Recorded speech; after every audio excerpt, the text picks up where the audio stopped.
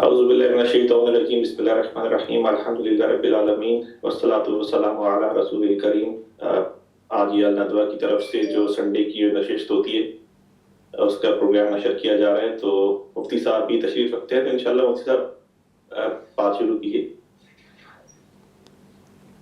جی، اس programme کی recording سے پہلے جو بات ہماری چل رہی تھی وہ یہی تھی کہ ہم نے کہا کہ اس پورے ہندوستان کی اور پھر اس سے آگے بڑھ کے پوری دنیا کے معاملات پہ یہ 3 سید تھے جن کے بنائے ہوئے ادارے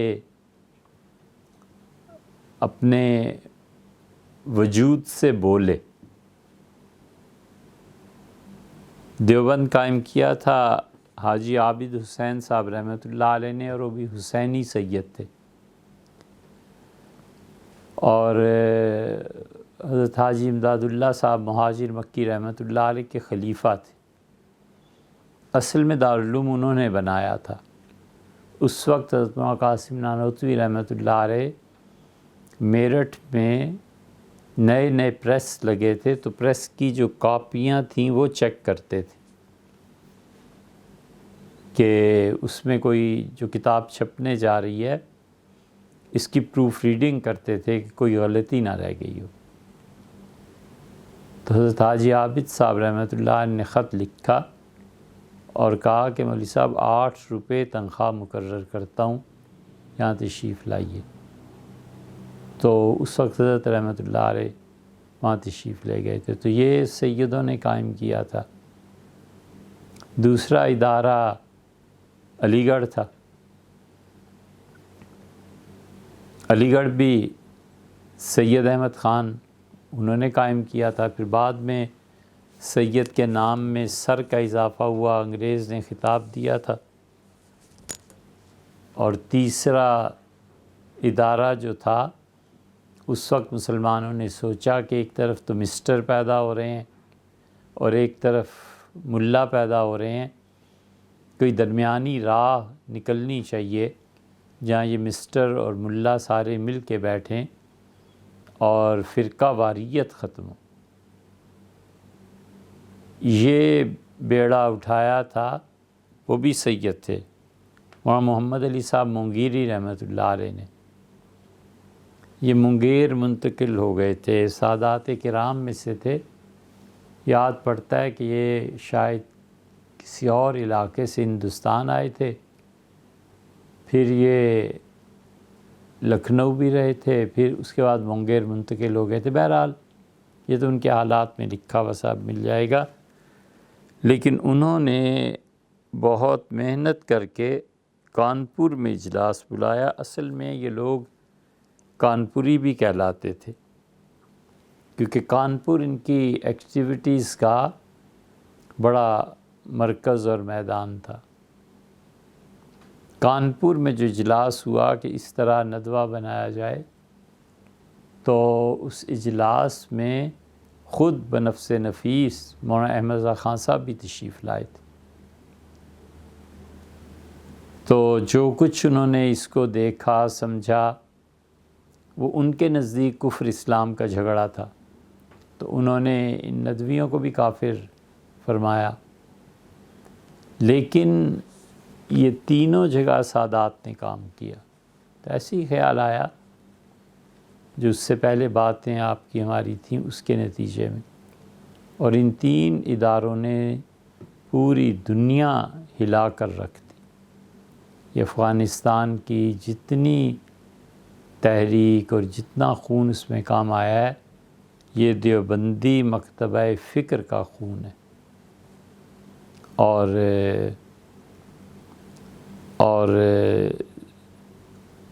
اس کی مزید تحقیق کر لیں تو پھر دوسرا طبقہ اہل حدیث حضرات کا ہے۔ اور علی گڑھ نے جو کام کیا ہے، یہ پاکستان کا قیام علی گڑھ کی جدوجہد کا نتیجہ ہے۔ صحیح ہے، غلط ہے، افغانستان میں جو کچھ ہوا صحیح ہوا غلط، یہ ایک الگ بحث ہے۔ ہر صاحب فکر کے اپنے نظریات ہیں، ہونے بھی چاہیے، لیکن یہ کہ سارا کام ان حضرات کا کیا ہوا ہے۔ تو سمیر صاحب کا دریافت کر رہا تھا کہ وہ کہاں گئے، بہت دن ہوئے، نہ سنا نہ ان سے ملاقات ہوئی۔ اور آپ کے والد صاحب کے نام بھی یہ پیغام عرض کرنا تھا کہ انگریزوں نے بہت اچھے اچھے کام بھی کیے، اور ان اچھے کاموں میں سے یہ ہے کہ انہوں نے ہندوستان کی دولت کا ایک بڑا حصہ ہندوستانیوں پر خرچ کیا۔ اپنے ملک میں جو لے گئے وہ بھی ایک چیز تھی، لیکن یہ کہ یہاں بھی انہوں نے بہت پیسہ خرچ کیا، اور لوگوں کو جو بھی نظام تعلیم ان کا تھا اس کی طرف وہ لائے کہ یہ کریں اور پڑھیں، اور تعلیم کے لیے اور پھر اس طرح کی چیزوں کے لیے انہوں نے بہت بہت متاثر کن اقدامات اٹھائے۔ مغلوں نے جو پیسہ رکھا ہوا تھا ہر سال، وہ اپنے دور حکومت میں جو نئے کام ہوتے تھے ان لوگوں کو انعامات دیتے تھے، انگریزوں نے اس سارے پیسے کو جو بھی ان کے پاس آتا تھا سالانہ تعلیمی اور ترقی کے میدان کے لیے لگایا۔ بہت اچھا کیا۔ تو اس لیے یہ نہیں ہے کہ ہم انگریزوں کے بالکلیہ ہی کچھ مخالف ہیں، جو چیزیں اچھی ہیں سو ہیں، اور جو چیزیں بری ہیں سو بری ہیں۔ اور آپ کہیے۔ جی مفتی صاحب، آپ سے پہلے ایک بات ہوئی تھی کہ جو ابھی بات جو چل رہی ہے بر صغیر کی، تو اس میں جو ایک چیز کلیئر جو نہیں ہے کہ جو آج کے جو موجودہ دور کے جو حالات ہیں پاکستان میں خاص طور پہ، اس میں اگر ہسٹوریکلی اس کی انالیسس کیا جائے کہ اس میں کون کون سے عوامل شامل ہیں کہ جس میں ابھی آپ نے انگریزوں کی بات بھی کی، پھر اس میں جو مختلف جدوجہد ہوئی، پھر پاکستان بنا، اس کے بعد جو تعلیم کا اس کے اندر کردار رہا، تو اس میں ایک ہسٹری کے اسٹوڈنٹ کے لیے اگر وہ دیکھنا چاہے کہ جو ابھی موجودہ حالات ہیں یہ آہستہ آہستہ ہی یہ اس مقام پر پہنچے ہیں، جو اس وقت موجودہ حالات ہیں، تو اس میں مطلب کون کون سے عوامل شامل ہیں اس کے اندر جو ہے؟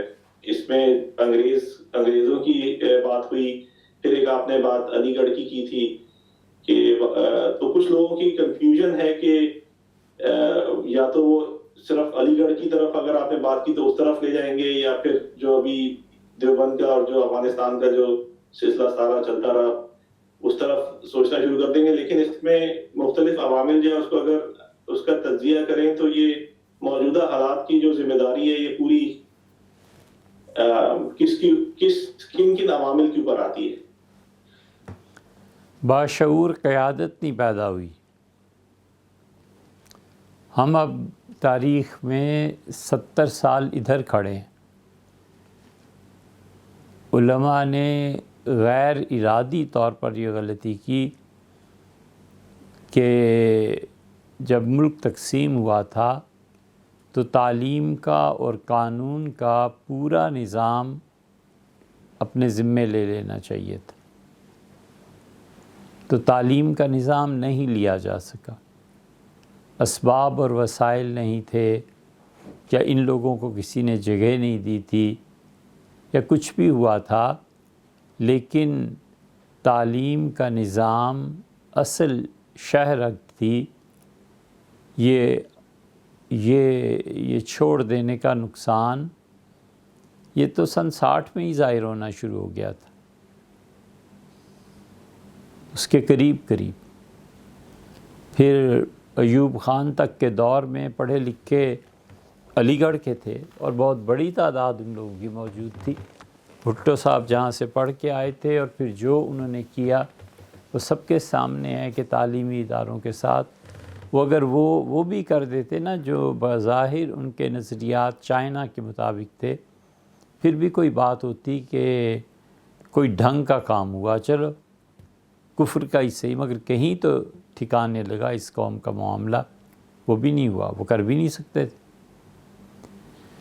اس لیے کہ لوگ پڑھے لکھے ہی نہیں تھے، لوگوں کو پتہ ہی نہیں تھا کہ سوشلزم ہوتا کیا ہے۔ یہ تو چند ایک لوگوں نے چونکہ اس کی تعلیم حاصل کر لی تھی یا اس زمانے سے پہلے انہوں نے پڑھ لیا تھا، جنہوں نے سن 50 میں پڑھا تھا، سن 60 میں پڑھا تھا، وہ لوگ تھے۔ تو وہ بہت معدود چند قوم میں تعلیم کا نہیں تھا۔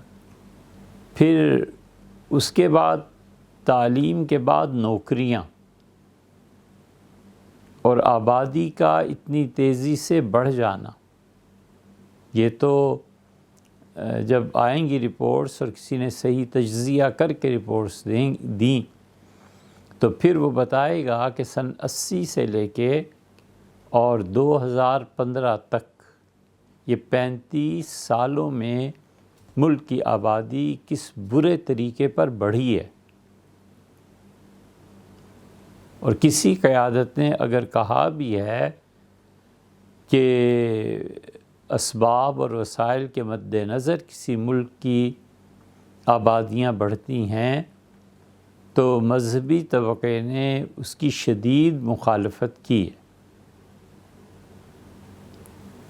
اس سے بہت لوگ اختلاف کرتے ہیں، ان کا بھی حق بنتا ہے، لیکن یہ ہے کہ حکومتوں کو اس طرف خیال ہی نہیں آیا۔ اب بھی آپ دیکھ لیں،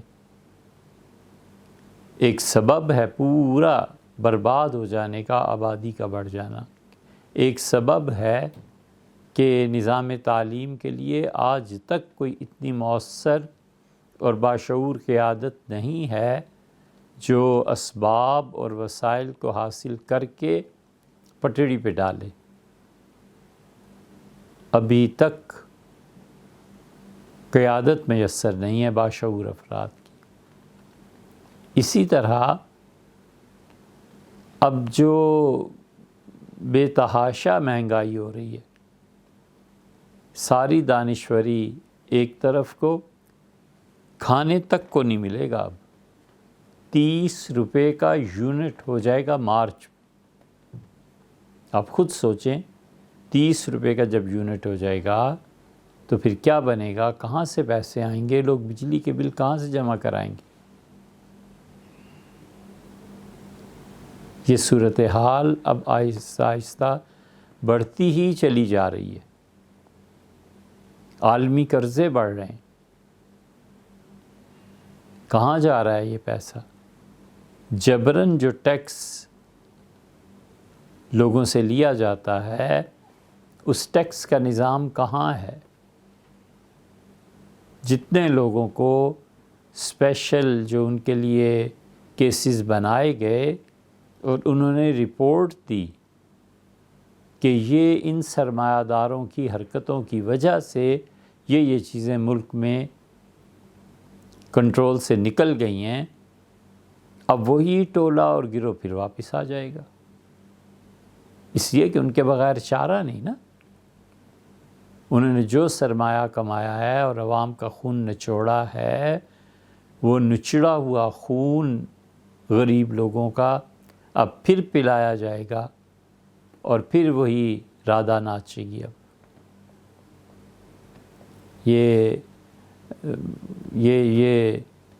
یہ آئے دن کی بات ہے جو ہوتی ہے، اور ابھی دن گئے نہیں، یہ 5-6 مہینے میں سب سامنے آ جائے گا کہ کون سے سٹیپس لیے گئے ہیں، اور لوگ اپنی عزتیں بیچنے پہ مجبور ہیں۔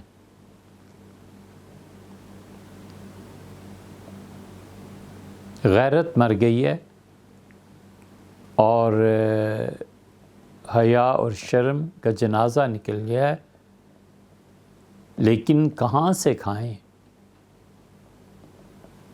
30 روپے یونٹ بجلی کی ہو جائے گی اب، تو پھر کیا ہوگا؟ اسی تناسب سے بچے اسکول نہیں جا رہے، بچے پڑھ نہیں رہے، پڑھ کے بھی انہوں نے کیا کرنا ہے؟ کون سا نوکری مل جانی؟ کیا یہ ارادہ کیا ہوا ہے کہ اس طرح انڈیا کے تابع ہو کر رہیں جیسے نیپال، سکم اور بھوٹان اور چھوٹی ریاستیں. تو اس لیے یہ اس تنزل کے عوامل اور اسباب ہیں جن میں ہم جی رہے ہیں، جنہیں روز سامنا کرنا پڑتا ہے.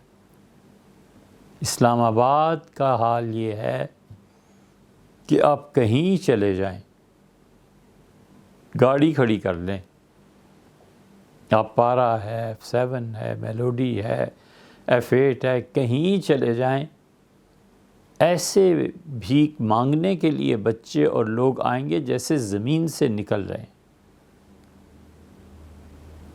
اور یہ تو اب 2 سال سے شروع ہوا ہے، 2.5-3 سال سے اتنا پھیل گیا ہے. یہ بات جو اب کہہ رہے ہیں کہ وہ سیدھا سادہ آ کے سوال کرے گا کہ مجھے کھانا کھلا دیں. پہلے نہیں ایسے ہوتا تھا، بھکاری ہوتے تھے، لیکن اب وہ مجھے کہتا ہے کہ کھانا، آپ کھانے کے لیے لے جائیں گے تو وہ کہے گا کہ 2 آدمیوں کا کھانا دے دیں، میں گھر لے جاؤں گا، غریب ہوں. آپ کھانے کے لیے بٹھا دیں گے تو آپ اس سے پوچھیں کہ کتنا کھاؤ گے، تو کہتا ہے کل دوپہر تک کا، کل تک مجھے بھوک نہ لگے.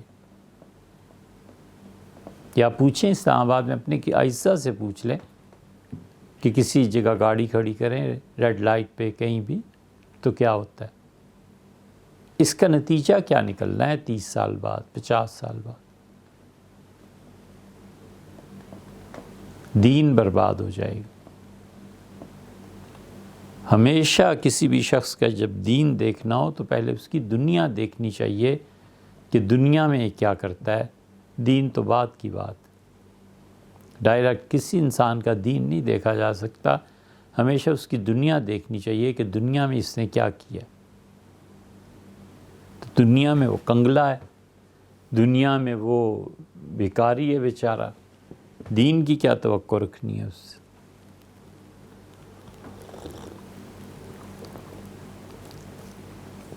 کرونا میں ہمارے ملک میں جو کروڑ پتی تھے اربوں پتی ہو گئے. میں بالکل ان سرمایہ داروں کو جانتا ہوں جنہوں نے خود ہم سے کہا کہ سمجھ نہیں آتی اب اتنی دولت لے کے کہاں جائیں، اللہ نے اتنا کچھ دیا. انہیں نہیں نظر آتا کہ دولت کہاں لے کے جائیں.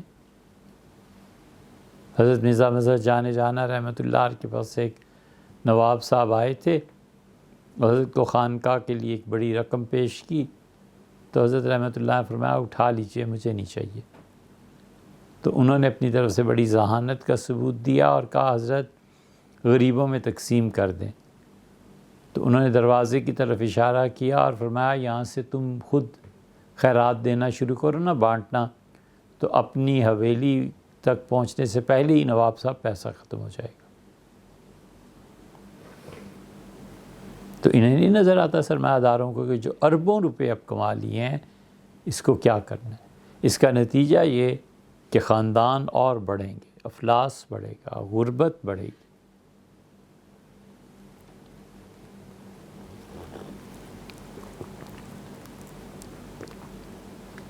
بنگلہ دیش جب بنا تھا، ہم بنگلہ دیش میں رہے ہیں، ہم نے بنگال بہت دیکھا ہے. 90 کے قریب وہاں کوئی 1.5 مہینہ گزارا تھا. تو اس دوران بنگلہ دیش کی مختلف چیزیں دیکھتے رہے کہ کیا ہو رہا ہے. تو وہ بنگلہ دیش جہاں حقیقت میں لوگوں کو اوڑھنے کے لیے کپڑا میسر نہیں تھا، اب ان کی قیادتوں نے انہیں نکالا ہے اس غربت سے. اور جو رپورٹس انٹرنیشنل آ رہی ہیں انہوں نے کہا کہ 73% غربت میں ڈوبے ہوئے تھے، اور اب ہم نے جو نکالا ہے لوگوں کو تو شاید 20% رہ گئے، یا 20 سے بھی کم کوئی فگر دی ہے. اور قیادتوں کا کیا رونا ہے. پبلک میں شعور پیدا کرنے کے لیے جن عوامل کو کام کرنا چاہیے وہ خوف کے مارے بول نہیں سکتے، مارے جائیں گے، وہ خوف کے بارے میں کچھ کہہ نہیں سکتے۔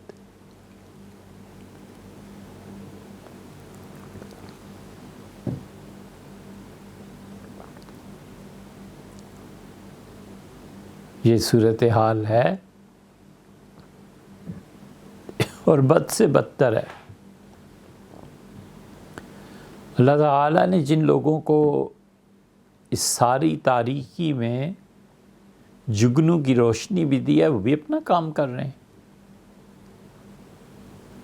ان میں باہمت لوگ کام کرتے ہیں کہ اللہ کے ہاں جا کر جواب بھی دینا ہے اور خدا کے ہاں پہنچ کے جو چیز آج ہے ان حالات میں کام کرنے کا اجر بھی پانا ہے۔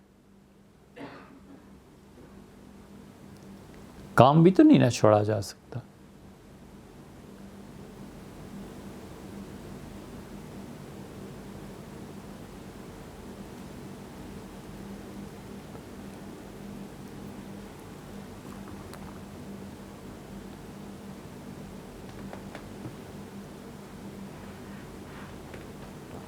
مذہب اور تعلیم کی بات اب کہاں کرتے ہیں؟ سورہ اخلاص جنہیں نہیں پڑھنی آئی وہ منسٹرز ہیں، تو انہیں دین کا درد کہاں سے آئے گا؟ آپ کے صوبہ سرحد میں وزیر تعلیم جو ہیں، پہلے تو تعلیم کا جتنا تھا وہ غلام رضا ربانی صاحب نے جو 17th امینڈمنٹ پیش کی تھی، 17th ہی تھی، اس میں انہوں نے سینٹر کو بری کر دیا کہ تعلیم کا نظام ہر صوبہ خود سنبھالے، اور اس کو سنبھالنے والے اب بھی صوبہ سرحد میں 7ویں پاس وزیر ہے۔ 7 جماعتیں جس نے پڑھی اور 8ویں میں فیل ہو گیا، وہ منسٹر آف ایجوکیشن۔ 21ویں صدی میں جی رہے ہیں، ڈوب مرنے کا مقام نہیں ہے۔ اسے کیا پتا تعلیم کیا چیز ہے، اسے کیا پتا لائبریریز، اسے کیا پتا۔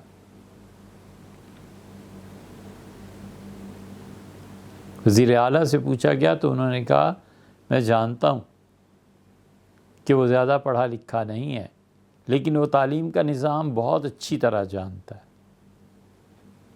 محض جھوٹ۔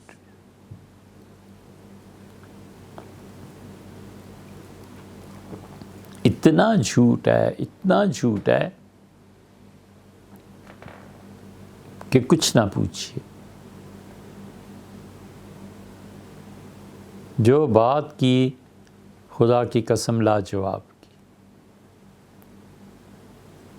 جو رجوع ہے لاجواب ہے۔ کبھی کبھی شک پڑتا ہے کہ کہیں یہ سب کچھ خواب تو نہیں دیکھ رہے بھیانک قسم کا، کہ کسی بھی معاشرے میں زندہ اور باشعور افراد اس نظام میں جی سکتے ہیں۔ یہ اور بھی کوئی نمودار ہوئے ہیں، یہ کون صاحب ہیں؟ جی سمیر صاحب تشریف لائیں ہیں؟ سمیر صاحب آئے ہیں۔ اچھا سمیر ہیں، سمیر کیسے مزاج ہیں جناب؟ دیکھ لو بھیا، ہماری دعاؤں میں کوئی اثر ہوتا تو آپ بھی کہیں کھپ جاتے۔ میوٹ سمیر آپ میوٹ پہ ہیں۔ ہاں ہاں۔ السلام علیکم مفتی صاحب۔ وعلیکم السلام ورحمۃ اللہ وبرکاتہ۔ کیسے ہیں مفتی خیریت صاحب؟ سے؟ آپ ٹھیک ہیں؟ خوش ہیں؟ اللہ کا احسان ہے مفتی صاحب، الحمدللہ، اللہ کا بڑا شکر ہے۔ اچھا،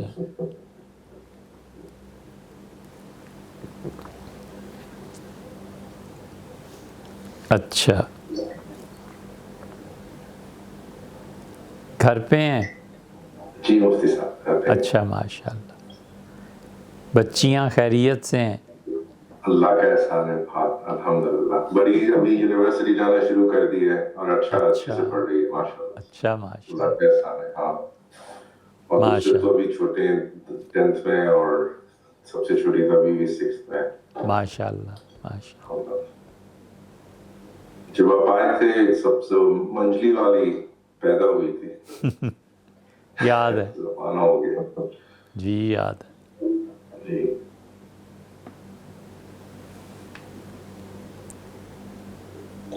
جی مفتی صاحب، ابھی آپ نے بنگلہ دیش کی مثال دی تو ان کے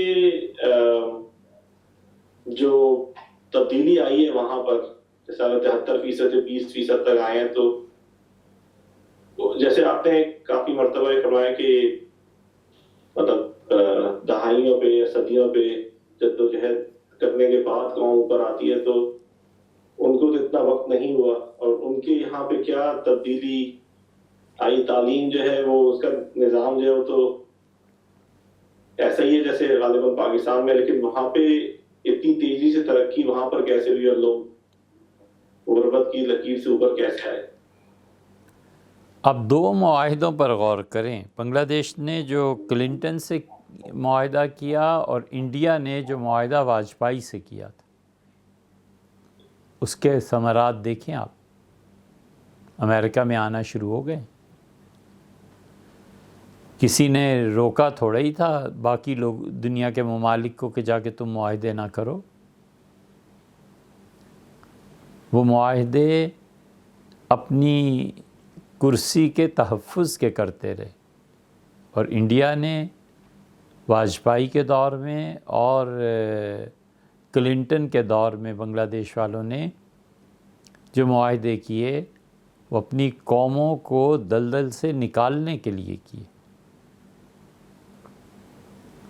جو بائیڈن نے جو اب کیبنٹ اور یہ جو چیزیں بن رہی ہیں، اس میں آپ دیکھیں کہ اس ملک کے کتنے افراد شامل ہیں، تو لامحالہ اثرات مرتب ہوں گے.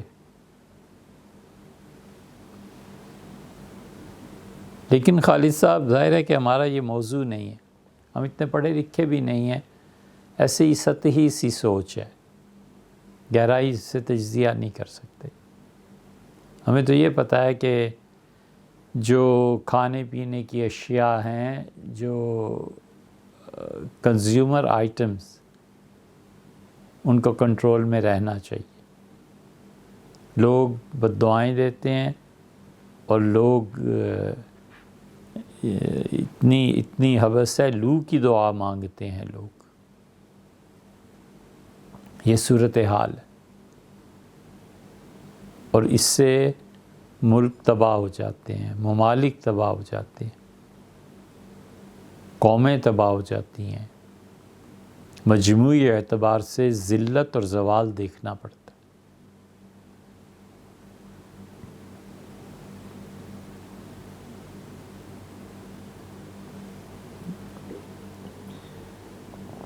جی مفتی صاحب، باقی کچھ حضرات جو ہیں وہ ریمائنڈ کرا رہے ہیں کہ ان کی وہ سوالات ہیں، اگر اس پہ جی انشاءاللہ. جی ایک صاحب ہے، انہوں نے سوال پوچھا ہے کہ آپ کو بھی غالباً ڈائریکٹلی بھجوایا تھا کہ ان کی کمپنی ان کو ایک سافٹ ویئر بنانے کے لیے کہہ رہی ہے جو کہ جوا کھیلنے میں غالباً استعمال ہوگا. تو اس کے اندر مطلب ان کو کیا کرنا چاہیے اس کے اندر، کیونکہ وہ کام تو ٹیکنیکل کام کر رہے ہیں، لیکن ان کا جو پروڈکٹ ہے وہ اگر غلط چیز کے لیے استعمال ہو. ایک جنیرک کوشچن ہو جاتا ہے کہ اگر آپ کام ایک کر رہے ہیں کسی جگہ پہ، لیکن اس کا جو اثر ہے وہ یا جو بھی پروڈکٹ بن رہا ہے وہ اگر حرام چیز میں استعمال ہو تو اس میں ان کو کیا کرنا چاہیے؟ دیکھیں، ان کا سوال بنیادی طور پر ہم نہیں سمجھ پائے. وجہ اس کی یہ ہے کہ غور کرنے سے معلوم ہوتا ہے کہ اس کا تعلق کمپیوٹر سے اور ان چیزوں سے ہے جس فیلڈ میں وہ کام کر رہے ہیں. لیکن ہم اس کی ایک مثال آپ سے عرض کرتے ہیں کہ جن چیزوں سے شراب بنتی ہے ان چیزوں کو اگانا ناجائز تو نہیں ہے. آلو سے، سیب سے، انگور سے، وہ تو کئی مراحل آتے ہیں. اب انگور کا بیچنا اور خریدنا کیوں ناجائز ہے؟ کچھ بھی نہیں. اسی طرح اس کا شیرہ کیوں ناجائز ہے؟ کچھ بھی نہیں. پھر اس کے اگلے استعمال میں جا کر کہیں وہ حرمت کے حرام کے درجے میں داخل ہوتی ہے تو اس درجے میں وہ ہے۔ اسی طرح جو چیز وہ بنا رہے ہیں اگر اپنی ابتدائی سطح میں ابتدائی مراحل میں ٹھیک ہے اور وہ اچھائی اور برائی دونوں طرف کام اس سے لیا جا سکتا ہے تو کوئی حرج نہیں ہے اس کام کے کرنے۔ ایک بات دوسرے، عمومی معاشرے میں جینے کی جو سطح ہے اس میں وسعت ظرفی سے کام لینا چاہیے۔ مثلاً ہمارے ہاں اور انڈیا میں بھی لوگ گوشت کھاتے ہیں، اور عمومی طور پر ہم یہ سمجھتے ہیں کہ قصاب نے اس جانور کو تکبیر پڑھ کے شرعی طریقے کے مطابق ہی ذبح کیا ہوگا۔ اب کوئی آدمی اس کھوج میں پڑ جائے کہ میں اس کی تحقیق کروں کہ قصاب کو تکبیر آتی بھی ہے یا نہیں، اور میں اس کو بھی دیکھوں کہ 4 رگیں جانور کی کٹ گئی تھیں یا نہیں کٹی تھیں، اور جانور کی زندگی ختم ہونے کے بعد کھال اتارنے کا عمل شروع ہوا تھا، یہ پہلے ہی شروع کر دیا تھا، تو پھر کھا چکا وہ گوشت بھی اور مہمانوں کو بھی کھلا چکا۔ عمومی ماحول میں باہمی اعتماد سے ہی کام چلتا ہے، عمومی ماحول میں باہمی اعتماد پہ ہی بات ہوتی ہے۔ خاتون ہے، طلاق ہو گئی، اب یہ تھوڑا ہی پوچھا جا سکتا ہے کہ اس کے گواہ لاؤ کہ اس کی عدت پوری ہو گئی، اس کا کہہ دینا کافی ہے، اتنی مدت کا گزر جانا کافی ہے، کوئی ایسے سوالات نہیں کرتا۔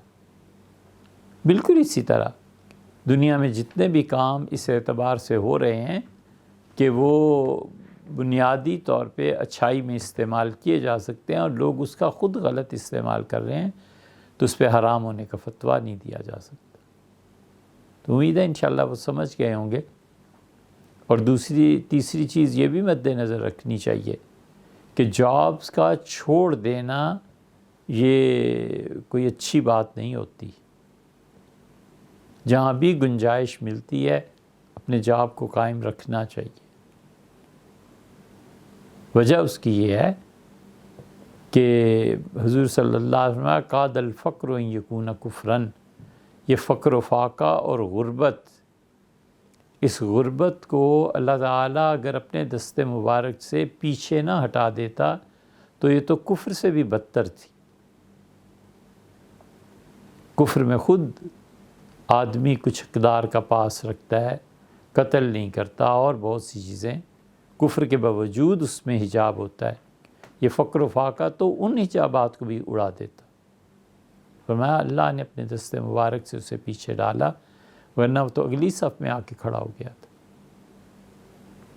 تو اس لیے جابز کو چھوڑنا ہمارے دور میں بہت سوچ سمجھ کے بات کہنی سننی چاہیے، یہ ایسے نہیں کرنا چاہیے۔ اللہ کی طرف سے جو رزق کا کوئی ذریعہ ہے اس سے بہتر ملے اور وہ تجربے میں بھی آ جائے کہ بہتر ہے، اس وقت تک سرسری طور پہ اس کو منع کر دینا، جاب کو چھوڑ دینا شریعت کی نظر میں کوئی پسندیدہ فعل نہیں ہے۔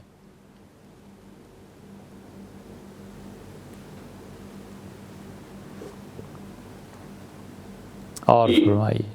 یہ مفتی صاحب اسی سے ایک ریلیٹڈ سوال، ان کا ایک کامنٹ بھی آیا وہ میں بعد میں پڑھوں گا، لیکن ایک اور خاتون نے سوال بھیجا تھا جب اس جمعے کو سوال و جواب میں ایک سوال غالباً آیا تھا شراب غیر مسلموں کو بیچی جا سکتی ہے یا نہیں، تو ان کا سوال، بلکہ 2-3 لوگوں نے سوال یہ پوچھے تھے جو غیر ممالک میں رہتے ہیں، یہاں پر گروسری سٹورز میں کام کریں یا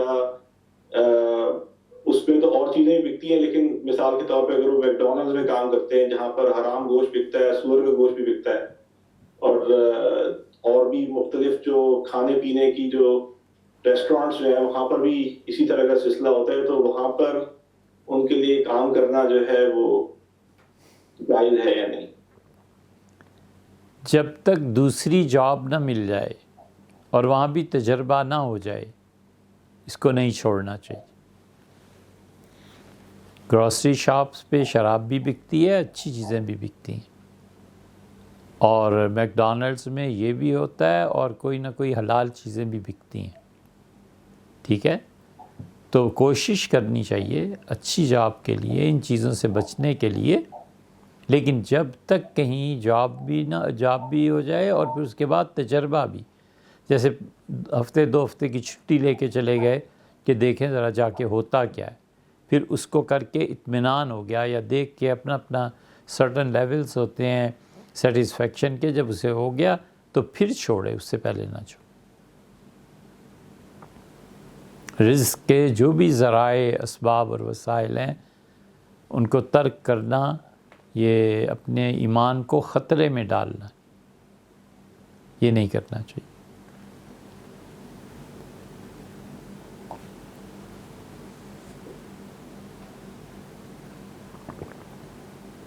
یہ تو کبیرہ گناہ کرے گا نا زیادہ سے زیادہ. سور کا گوشت بیچے گا تو اس کے ذہن میں یہ تو ہوگا نا مسلمان ہے کہ یہ حرام کام ہے. یہ جو پوچھنا ہے نا کہ کرے یا نہ کرے, یہ خود ایمان کی دلیل ہے. ایمان نہ ہوتا تو کون پوچھتا.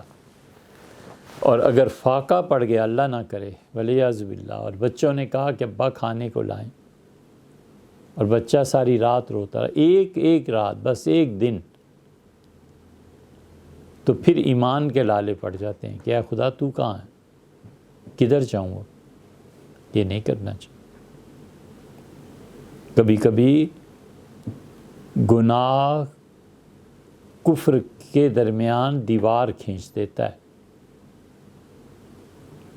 بڑا نازک مسئلہ, عوام کی سمجھ سے بالا ہوتا ہے.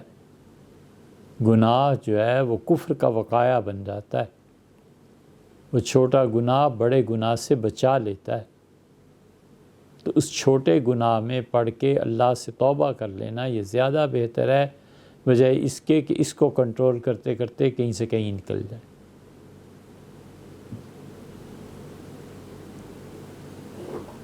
اور فرمائیے. جی مفتی صاحب, اس میں طالبان صاحب کا بھی سوال کا جواب ہو گیا, کیونکہ وہ ان کا یہ کہنا ہے کہ اگر پہلے سے معلوم ہو کہ میرا سافٹ ویئر جو ہے وہ جوئے میں استعمال ہوگا, یا آپ کو پہلے سے معلوم ہو کہ آپ کے پاس نوکری مل نہیں رہی ہے, اور آپ کو مثال کے طور پہ میک ڈونلڈز میں جاب مل گئی, تو جب تک آپ نے جیسے فرمایا کہ جب تک کہ آپ کو کوئی متبادل نہیں مل جائے, اس کو کرتے رہنا چاہیے اسی کام کو جو ملا ہوا ہے آپ کو. بالکل ایسے. حضرت تھانوی نور اللہ مرکزو کے ملفوظات میں لکھا ہے کہ ایک صاحب حاضر ہوئے تو حضرت سے شکایت کی کہ حضرت میرا بیٹا فلاں ادارے میں گیا تھا, آیا ہے اور بہت خراب ہو گیا. تو حضرت رحمۃ اللہ نے پوچھا کہ کیا خرابی ہو گئی ہے. تو اس نے کہا حضرت ایک تو یہ نماز نہیں پڑھتا میرا بیٹا, اور دوسرے طہارت اور پاکیزگی کا خیال نہیں رکھتا, پینٹ کی وجہ سے کھڑا ہی رہتا ہے. تو حضرت تھانوی رحمۃ اللہ علیہ کو کون حکمت سکھاتا, تو حضرت نے فرمایا اسے ذرا بلائیے. اسے بلایا تو حضرت رحمۃ اللہ علیہ سے ظاہر ہے تہذیب شرافت سے ملا. تو حضرت رحمۃ اللہ نے کہا کہ اللہ تعالیٰ کے احکامات, اس نے کہا مولانا میں تو اللہ ہی کو نہیں مانتا, وہ کہاں ہے. تو تھانوی رحمۃ اللہ ان کے والد سے کہا کہ مجھے تمہاری باتیں سن کے ہی شبہ ہو گیا تھا کہ پتہ نہیں بچہ خدا کو بھی مانتا ہے, مسلمان بھی رہا ہے کہ نہیں, تو یہ دیکھ لو. میں تمہیں تو فکر ہو رہی ہے اس کی نماز اور طہارت کی, ایمان کی فکر کرو اس کی کہ ایمان کیا. یہ ہوتا ہے. اس لیے اپنے آپ کو اس امتحان میں ڈالنا ہی نہیں چاہیے, سیدھی سی بات ہے. خود بھی امتحان میں اگر پڑ جائے تو کوئی گنجائش ہوگی, نکل آتا ہوگا کوئی راستہ اس کا, لیکن بچے, بیوی, اعزاء, اقربا, قرض کا بوجھ, اللہ بچائے. اللہ تعالیٰ ہم سب کی حفاظت فرمائے. جی مفتی صاحب, اسے ایک اور سوال اسی سلسلے میں, جیسے پاکستان کے حالات اور بنگلہ دیش کی بات ہوئی تھی, ابھی بات ہوئی کہ روزگار کیسے ہونا چاہیے، تو اس میں ایک صاحب جو ہیں وہ ان کی طرف سے سوال ہے، جو عمومی طور پہ ہماری دینی حلقوں کے اندر یہ بات کی جاتی ہے کہ حدیث میں ہے کہ اپنی امت کو بڑھاؤ، اور خود بھی میں نے 2 جگہ پہ سنا یہ کہ آپ زیادہ شادیاں کریں اور زیادہ بچے ہوں، امت جو ہے اس میں زیادہ بچے ہونے چاہیے. تو جب حدیث جو ہے اس طرح کی موجود ہے، اور جو دوسرے جو حضرات جو ہیں دینی حلقوں سے وہ اس طرح کی بات کر رہے ہیں، تو اس میں تو اس طرح کی بات کریں گے جس میں آبادی میں کنٹرول کی، تو کہیں گے ویسٹرن آئیڈیاز. اس پہ سوال ایک صاحب نے پوچھا ہے. ایک ہے علم نام ہے جان لینے کا، علم نام ہے کہ آدمی کو پتہ چلے کہ یہ کیا ہے. ایک ہے معرفت، علم سے جانی ہوئی چیز کو پہچان لینا. علم میں آیا کہ یہ پین ہے، بچے نے اسے کھولا، دیکھا، انک بھری، یوز کیا، اب اس نے اسے پہچان لیا کہ یہ میرا پین، یہ والد صاحب کا قلم ہے، یہ گھر میں دوسرا بچہ ہے، یہ اس کا جیومیٹری باکس ہے، وغیرہ وغیرہ. اور ایک ہے حکمت، کہ جس چیز کو جان لیا ہے، حتیٰ کہ پہچان بھی لیا ہے، اس کو صحیح موقع پر استعمال کرنا، یہ ہے حکمت.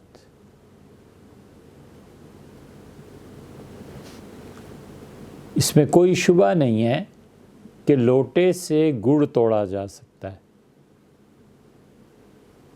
اور اس میں بھی کوئی شبہ نہیں ہے کہ یونیورسٹی، ہاسٹل، بچے بال پوائنٹ سے ہزار بند ڈال لیتے ہیں. لیکن کوئی پوچھے کہ یہ جو بال پوائنٹ ہے اور یہ جو لوٹا ہے، کیا ان کاموں کے لیے بنائے گئے تھے؟ جب یہ عادتیں زندگی کے شعبوں میں پیدا ہو جاتی ہیں تو بچہ بالآخر حکمت سے محروم ہو جاتا ہے. فرانسیسیوں نے، ہے یہ بھی نازک بات، لیکن اسے پازیٹیو سینس میں ہی رکھیے، ان کے ہاں خاکے جن لوگوں نے بنائے تھے، اسے خاکوں کو جلایا گیا یا قتل کیا گیا یا جو کچھ بھی ہوا، اگلے دن فرانسیسی قوم نے وہ خاکے بنوائے اور لائنز لگا کر انہوں نے اسے لیا،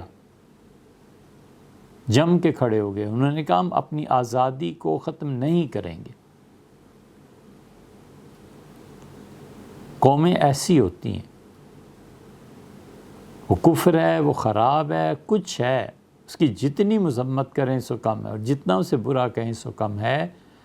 لیکن ان کے نزدیک جو چیز تھی، انہوں نے کہا ہم نے اپنی ریت کو قائم رکھنا ہے، روایت کو قائم رکھنا ہے، ہم نے اپنی آزادی کو ختم نہیں کرنا. سیکولر جو ہے معاشرہ ایسے ہی زندہ رہے گا.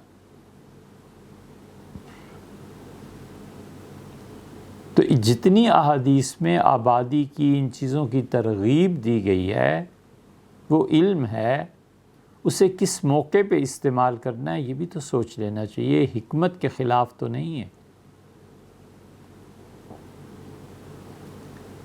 اور اگر آپ کہیں کہ نقل سے، تو یہ جتنی احادیث ہیں یہ ابھی ہم نے ہی پڑھی ہیں یا پچھلوں نے بھی کوئی پڑھی ہوئی تھی؟ جو امت کی قیادت کرنے والے تھے، انہوں نے ان احادیث کو پڑھ کے یہ نتیجہ نکالا تھا کہ بچے اور اولاد اتنی ہونی چاہیے جس کی اچھی تربیت ہو سکے. بس ایک آدمی اچھی تربیت کر سکتا ہے تو اس کے 50 بچے ہوں، 4 بیویاں، کیا مسئلہ کیا ہے، ضرور کر لے. اور اگر اسے پتہ ہے کہ میں نے ریڈی سے ہی رزق کمانا ہے، اور نکاح کے لالے پڑ رہے ہیں، بچے کہاں سے، ان کی تعلیم کہاں سے، اس کو کون مشورہ دے گا کہ یہ حدیث میں آیا اور ایسے آیا؟ یہ احادیث ساری پچھلوں نے بھی پڑھی تھی، آپ کیوں نہیں کسی دن فتاوی عالمگیری کو اٹھاتے؟ فتاوی عالمگیری 1680-90 کے لکھی ہوئی چیزیں ہیں، اور اس زمانے میں جب اورنگزیب رحمۃ اللہ علیہ کا زمانہ تھا، اس وقت کے مفتیوں اور فقہا نے لکھا کہ ہمارے زمانے میں بچوں کی تربیت نہیں ہو پا رہی، بچے ٹھیک نہیں ہیں، ان کی تربیت ایک مسئلہ ہے، اس لیے کوشش کرنی چاہیے کہ اپنی حد تک کم سے کم اولاد ہو۔ یہ انہوں نے لکھا ہوا ہے۔ تو اس لیے احادیث سے براہ راست استنباط کرنا، مشکات میں حدیث میں نہیں آیا کہ حضور اقدس صلی اللہ علیہ وسلم نے فرمایا کہ عورت منحوس ہے، اب اپنی بیوی کو مارے 2 تھپڑ کے، تم منحوس میرے گھر میں کہاں سے گھسی ہو؟ جب سے تم آئی ہو نا میرے ماں باپ رل گئے، اور جب سے تم آئی ہو تمہاری شکل دیکھ کے جی چاہتا ہے جوتا اتار، کیونکہ منحوس ہے نا، حدیث میں ہی آیا ہے، یہ مشکات وغیرہ دیکھ لو۔ اسے کبھی بھی حدیث سے خود مجتہد بن کے حکم کو نہیں لینا چاہیے۔ اب اس حدیث پہ بھی بتا دیتا ہوں تاکہ کسی کے ذہن میں شبہ نہ رہے، یا معاذ اللہ خواتین ہماری بہنیں بیٹیاں کہیں کسی اس میں نہ مبتلا ہو جائیں۔ یہ حدیث بیان کی، اور غالباً حضرت ابو ہریرہ رضی اللہ عنہ نے، کہ عورتوں میں نحوست ہے اور گدھوں میں ہے۔ اور تیسری ایک چیز بھی مشکات شریف میں، ام المومنین حضرت عائشہ رضی اللہ عنہا نے جب یہ روایت سنی تو بہت ناراض ہوئی، فرمایا اس ابو ہریرہ کو دیکھو، ہم عورتوں کو گدھوں کے برابر بنا رہا ہے۔ حضور صلی اللہ علیہ وسلم نے تو یہ فرمایا تھا کہ اگر ہوتی نحوست، وہ جو عرب ہر چیز کو منحوس قرار دے رہے تھے نا، ہر چیز کو منحوس، اور فعل لیتے تھے، اور فعل میں نیگیٹو سائڈ کو اپروچ کرتے تھے، فعل میں پازیٹیو سائڈ کو اپروچ کرنا چاہیے۔ حضور صلی اللہ علیہ وسلم فعل لیتے تھے بہت سی چیزوں میں، مگر ہمیشہ پازیٹیو جاتے تھے، نیگیٹو نہیں، ہمیشہ۔ یہ جو نماز میں ہاتھ پھیلاتے ہیں نماز کے بعد دعا میں، تو یہ فعل کیوں چہرے پہ پھیرتے ہیں؟ یہ فعل لینا ہے اس بات کی کہ اللہ نے، میں نے اب جو نماز پڑھی، دعا مانگی ہے، تو اللہ نے میرے دونوں ہاتھوں کو رحمت سے بھر دیا ہے، اور میں اپنے چہرے پہ پھیر رہا ہوں، خدا کی رحمتیں اور برکتیں میرے چہرے میں، میری ذات میں مل جائیں۔ یہ فعل لینا ہی ہے۔ اب کوئی کہے اس کا کیا ثبوت ہے کہ بھئی تمہارے ہاتھوں میں خدا نے برکت کو بھر دیا تھا؟ کوئی ثبوت نہیں، لیکن میرا خیال یہی ہے، اللہ سے اچھا گمان یہی ہے۔ تو یہ جو عرب تھے نیگیٹو فعل میں بادشاہ تھے، کوا اڑتا تھا تو وہ ہلاکت کی خبر پھیلا دیتے تھے۔ یہی ہندوؤں میں بھی تھا، بلی راستہ کاٹ گئی تو اب سفر منقطع ہو گیا، وغیرہ وغیرہ، بہت سی بیہودہ چیزیں۔ حضور اقدس صلی اللہ علیہ وسلم نے اس کا رد کیا، ہمارا کوئی چیز منحوس نہیں ہوتی، خام خواہ فضول بات نہ کرو، مراد ان کی یہ ہے۔ اگر نحوست کہیں ہوتی تو گدھوں میں ہوتی، عورتوں میں ہوتی، اگر ہوتی۔ اللہ تعالیٰ نے خود فرمایا کہ اگر میرے علاوہ کوئی خدا ہوتا تو لوگوں، زمین اور آسمان دونوں برباد ہو جاتے، بکھر جاتے، ٹوٹ جاتے دونوں۔ تو اب حضرت ابو ہریرہ رضی اللہ عنہ کی روایت کو ام المومنین حضرت عائشہ رضی اللہ عنہ نے بیان کر دیا، لہٰذا قصہ ختم ہوا۔ اب جو بھی مشکات کو براہ راست پڑھے گا، اسے پھر وہ کہے گا کہ اچھا یہ حدیث میں کیا آ گیا ہے، یہ حدیث میں کیا آ گیا ہے، پھر یا تو شرم سے پوچھے گا نہیں، یا پھر اپنے دل میں ایمان کو کھوٹا کرے گا، اور حضور اقدس صلی اللہ علیہ وسلم کے ارشادات عالیہ کے متعلق دل میں کھوٹ پیدا ہو جائے گی، اور یا پھر استاد سے جا کے کسی سے پوچھے گا اور پڑھے گا، جو سب سے بہترین طریقہ ہے۔ تو اس لیے حدیث میں جہاں آیا ہے کہ بچے اور اولاد اور یہ سلسلہ، اس پس منظر کو بھی دیکھنا چاہیے، کس طرح آپ نے فرمایا اس حدیث کا استعمال کس معاشرے میں کیا جائے گا، یہ سب چیزیں مد نظر رہنی چاہیے۔ اب اجازت دیجیے صاحب، بہت دیر سے کسی مسئلے میں گھر سے باہر ہوں اور ابھی سیدھا آپ کی خدمت میں حاضر ہوا ہوں. آئندہ انشاءاللہ بیان اور یہ چیزیں کریں. ٹھیک ہے مفتی صاحب، اصل میں آپ سے جیسے ذکر کیا تھا کہ جی لوگوں کے پاس بہت سوال ہوتے ہیں، تو ان کو جو یہ وقت ملتا ہے اس میں بہت سے سوال آ جاتے ہیں. انشاءاللہ اگر اس پہ اگلے ہفتے بھی اگر کچھ سوال جواب کے لیے وقت نکل جائے رکھ لیں. ہمیں جو کہیں ہم حاضر ہیں بھیا. آپ کہیں بیان کر دو وہ کر دیتے ہیں، سوال جواب رکھنا ہے وہ کر لو، نکاح پڑھانا ہے تو وہ کر لو.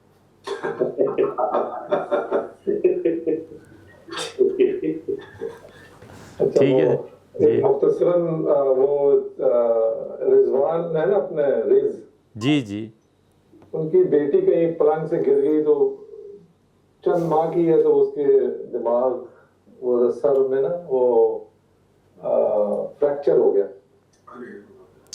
تو وہ انڈر آبزرویشن ہے. تو کل سے بہت شاید وہ کہہ رہے کہ کلاٹ بھی آ گیا. کیا آ گیا ہے؟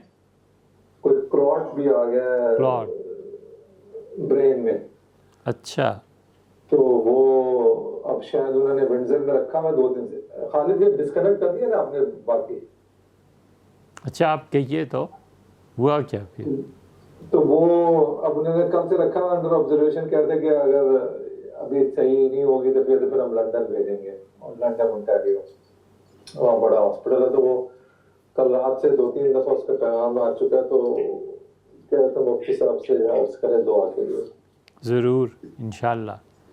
اللہ تعالیٰ عافیت دے. انہیں کہیے جو حضور صلی اللہ علیہ وسلم نے مرض سے شفا کی چیز بتائی ہے نا وہ کریں، اور تہجد کی نماز پڑھ کے اس بچی کے لیے دعا مانگے. حدیث میں آیا ہے کہ تہجد کی نماز جو ہے یہ بیماریوں کا بھی علاج ہے. تو بچی تو ظاہر ہے یہ ماں باپ پڑھیں اور دعا مانگیں اس کی. اور قرآن کریم میں بھی 6 آیات میں اللہ تعالیٰ نے شفا کا ذکر کیا ہے. وہ آیات پڑھ کے اس بچی پہ پھونکیں انشاءاللہ. ٹھیک ہے جناب.